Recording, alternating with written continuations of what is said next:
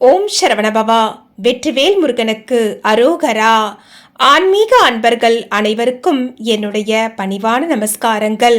முருகப்பெருமானின் அருளோடு இந்த நாள் இனி நாளாக அமைய வாழ்த்துக்கள். முருகப்பெருமானை பற்றி நாம் நிறைய விஷயங்களை பேசிக்கிட்டே இருக்கலாம். அல்ல அல்ல குறையாதது எதுவோ அதுவே நம்முடைய முருகப்பெருமானின் புகழ்.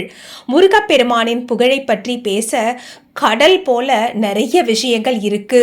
ஆனா அதுல இருந்து ஒரு சிறு துளியத்தான் இன்னைக்கு முருகப்பெருமானுக்கு உகந்த நாளான செவ்வாய்க்கிழமை தினத்துல உங்களோட பகிர்ந்துக்கலான்னு இருக்கேன்.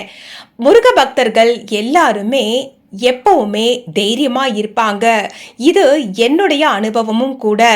எந்த ஒரு விஷயம் வந்தாலும் சரி, அது நல்ல விஷயமா இருந்தாலும் சரி, நமக்கு சங்கடங்களை வழங்கக்கூடிய விஷயங்களாக இருந்தாலும் சரி, முருகப்பெருமான் கிட்ட நாம முறையிடாம எதையுமே செய்ய மாட்டோம். இது என்னுடைய அனுபவம். நான் ஏதாவது ஒரு விஷயத்தை செய்யறேன்னா முருகன் கிட்ட சொல்லிட்டு தான் செய்வேன். ஏன்னா என்னுடைய நம்பிக்கை முருகப்பெருமான் கிட்ட சொல்லிட்டா அது சரியா இருந்தா மட்டும்தான் அந்த செயல்ல ஈடுபடுவதற்கு என்னை என் முருகன் அனுமதிப்பார் அப்படிங்கிறது என் நம்பிக்கை. அத மாதிரி ஒவ்வொருத்தரும் எந்த ஒரு செயலை தொடங்குறதா இருந்தாலும் சரி, இல்ல தினப்படி நான் வீட்டை விட்டு வெளியே கிளம்புறதா இருந்தா கூட சரி, முருகா நான் இப்ப வெளியில கிளம்புறேன், வழித்துணைக்கு வா, கூடவே இரு, வழியில எத்தனை பிரச்சனை வந்தாலும் நீ என் கூட இருந்தா அது என்ன தாக்காம பாத்துக்குவேன்னு சொல்லி முருகன் கிட்ட சொல்லிட்டு கிளம்பணும். இப்படி செய்யும் போது முருகர் நிச்சயமாவே சொல்ற, முருகர் நம்ம குழந்தை நம்ம கிட்ட சொல்லாம எதையும் செய்யறதில்லைன்னு சொல்லி நம்மள பார்த்து முருகர் நிச்சயமா மகிழ்வார். இது நாம கேட்கும் போது சின்ன குழந்தைத்தனமா இருக்கும். என்னம்மா கடவுள்கிட்ட போய் இப்படி சொல்லணுமான்னு. உண்மையாங்க, நாம முருகரை குழந்தையா பார்த்தா குழந்தை, குருவா பார்த்தா குரு, தெய்வமா பார்த்தா தெய்வம், தாயா பார்த்தா தாய், தந்தையா பார்த்தா தந்தை. நீங்க அவரை எப்படி எடுத்துக்கிறீங்களோ அதை நீங்க உணர்வீங்க.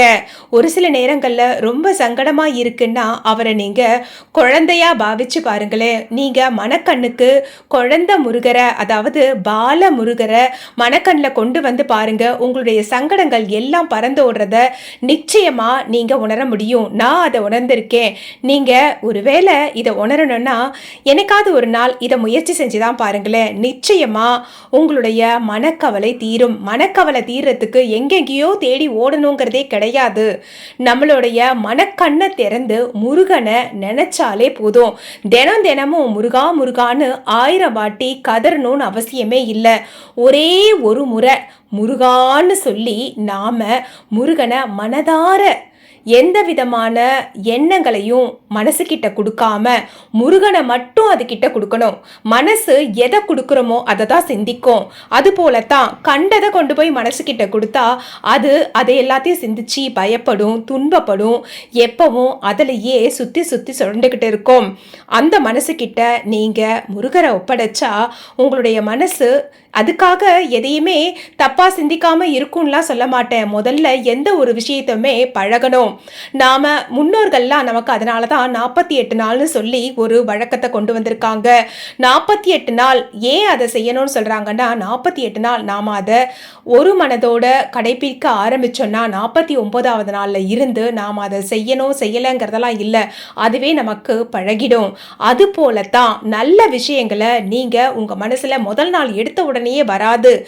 அதை ஒவ்வொரு நாளும் பழக்கும் போது, முதல்ல நீங்க முருகனை முருகான்னு மனசார நினைக்கும் போது ஒரு நிமிஷம் கூட உங்க மனசுல அது நிக்காது.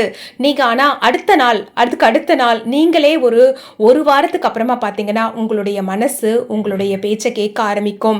இப்படித்தான் வழிபாடுங்கிறத நாம நம்மளுடைய வழக்கத்துக்கு கொண்டு வரணும். அதுக்குள்ள முருகரை கொண்டு போய் வச்சுட்டீங்கன்னா போதும். ஒரு முறை உங்களுடைய மனசுல சிம்மாசனம் போட்டு முருகர் அமர்ந்துட்டா அதுக்கப்புறமா அவர் அந்த இடத்துல இருந்து எந்திரிக்க மாட்டார். மனசுல முருகர் அமர்ந்துட்டா அந்த இடத்துல தேவையில்லாத சிந்தனைகளுக்கு இடமே இல்லை. மனம் அது தெளிவானால் உங்களுக்கு எந்த விதமான சங்கடங்களும் நிச்சயம் வராது அப்படிங்கிறது சர்வ நிச்சயம்.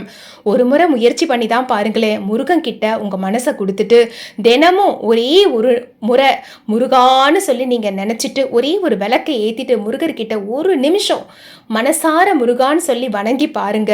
நீங்கள் என்னென்னலாம் நினைக்கிறீங்களோ அதெல்லாம் உங்களுக்கு தகுந்த மாதிரி நடக்க துவங்கும். நம்பிக்கையோடு முருகனுடைய வழிபாட்டை தொடருங்க. அடுத்த நல்ல நிகழ்வுகளை நீங்கள் வாழ்க்கையில் சந்திப்பீங்க. அடுத்த பதிவில் முருகனுடைய அற்புதமான பல விஷயங்களை நாம் சிந்திக்கலாம். தொடர்ந்து இணைந்திருங்கள். ஓம் முருகா துணை. ஓம் சரவணபவா. வெற்றிவேல் முருகனுக்கு அரோகரா. சக்திவேல் முருகனுக்கு அரோகரா. ஞானவேல் முருகனுக்கு அரோகரா. அரோகரா அரோகரா அரோகரா.